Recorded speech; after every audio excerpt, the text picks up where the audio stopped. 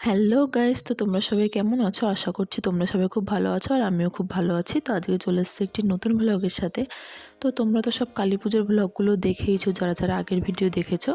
তো এখন কিন্তু মাকে বরণ করা হচ্ছে, কারণ এরপরে মায়ের বিসর্জন পর্ব।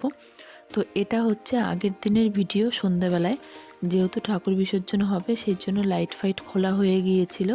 আর ঠাকুরের আরোহণ হবে কিন্তু তার পরের দিন, মানে কালকে। তো দুদিনের মিলিয়ে আমি তোমাদেরকে ব্লগটা শেয়ার করছি। তো চলো বন্ধুরা, পুরোটা দেখতে থাকো, কেউ স্কিপ করো না, আশা করি সবার ভালো লাগবে। তো এখন আমি মাকে বরণ করে নিচ্ছি, এরপরে কিন্তু পরের দিন আমরা যে আরোহণ করব, তো সেগুলোই তোমাদের সাথে সবটা শেয়ার করব। তো চলো দেখতে থাকো। তো এটা হচ্ছে পরের দিন বিকেলের ভিডিও। তো ঠাকুরকে যেহেতু আরোহণে মানে বিসর্জনে নিয়ে যাওয়া হচ্ছে, সেই জন্য সবাই মিলে ঠাকুরকে ট্রলির উপর তুলে দিচ্ছে। আর বরণটা আগের দিন করা হয়েছিল, তো এখন সবাই মিলে ঠাকুরকে তুলে দিল। তো এবার কিন্তু প্যান্ডেলটা পুরো ফাঁকা ফাঁকা লাগবে, যেহেতু মা একদিন ছিল, এখন থাকছে না। তো এই দেখো আমাদের ঠাকুরকে। আর এদিকে দেখো, দেখতে দেখতে সন্ধেও হয়ে গেছে। আমি একটু ধূপ ধরিয়ে দিচ্ছি, কারণ এরপরেই আমাদেরকে বেরোতে হবে। তো চলো বন্ধুরা, পুরো ভিডিওটি তোমরা সবাই দেখতে থাকো। আর হ্যাঁ, সবসময় খেয়াল করবে ঠাকুর বিসর্জনের আগে কিন্তু ঠাকুরের চোখগুলো একটু জল জল করে, মনে হয় যেন মা কান্না করছে। তো চলো এবার আমরা বেরোবো, তো বেরোনো যাক।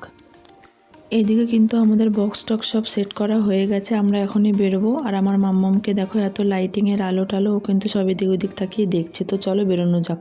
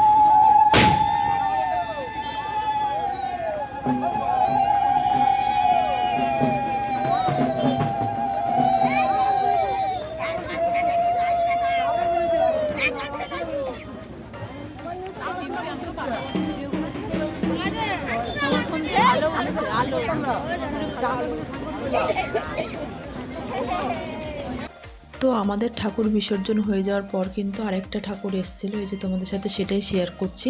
তো আজকের মতো ভিডিওটি এইটুকুই, ভালো লাগলে লাইক কমেন্ট শেয়ার। তো চলো টাটা, দেখা হচ্ছে অন্য ভিডিও।